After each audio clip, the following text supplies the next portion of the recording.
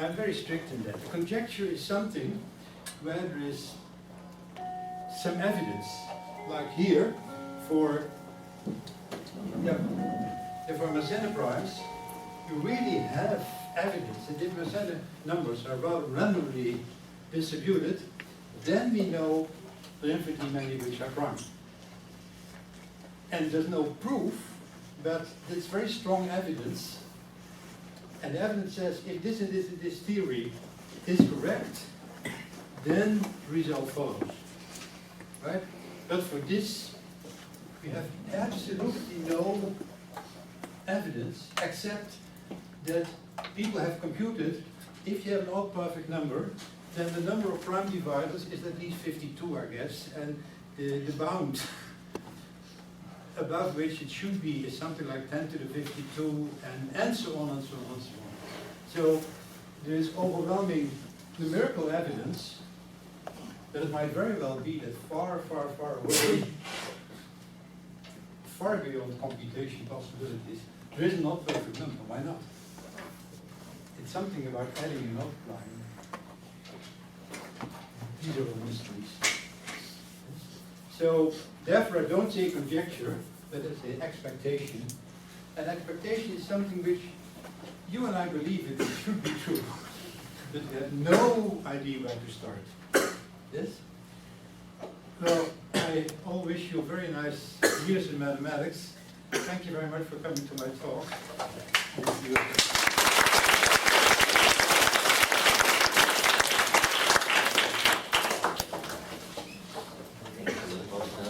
Any short questions? Okay. Any questions? I got a question. Yes? What is the function in one Here? I'm confused. Is it based on a You number? count the number of p, you take all prime numbers between 1 and x. That's the set. Okay, so it's a number of totally bounded by x and No. which are pi numbers? Perhaps I did explain it correctly. Do you understand this notation? I take the set of all prime numbers. Yeah, you didn't put prime numbers. Ah, oh, sorry.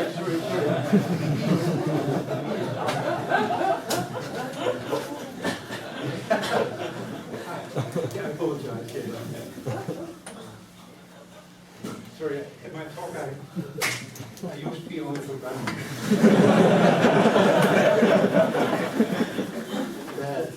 Did I answer your question or this? Yes. And another one is like, since we cannot make a function which produces every pi number, is there any possible we can build like a sequence or any decidable sequence which contains all of its range is pi numbers? Yes, this question is there a formula, right? And the formula is as follows. You take all prime numbers and you put them at decimal digits in some real number.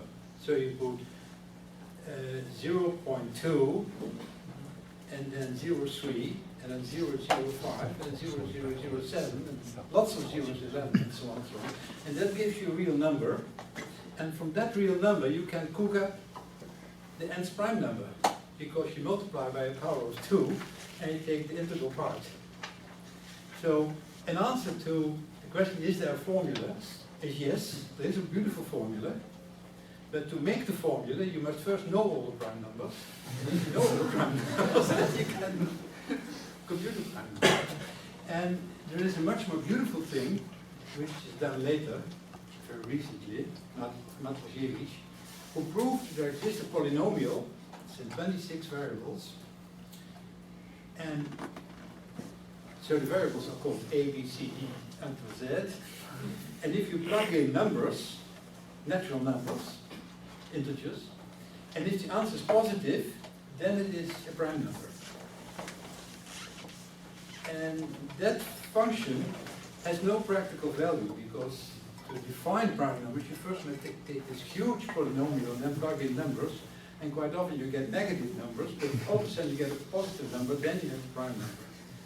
So it is, from logical point of view, it's nice because they say you can construct prime numbers in this way, but it doesn't help you to compute prime numbers or to factor numbers. So, question 6 is a very dirty question in the sense that I didn't tell you what a formula is. What is a formula? I mean, you must tell beforehand what you do. I mean, politicians gain a lot of prestige by saying things which are vague, and then everybody thinks it's true.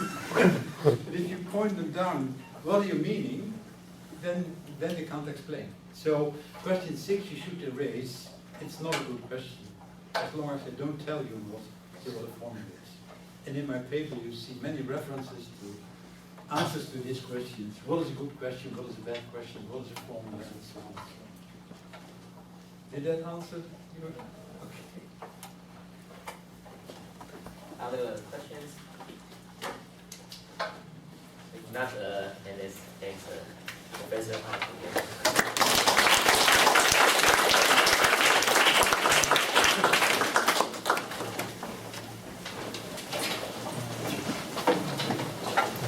차를 놓친다.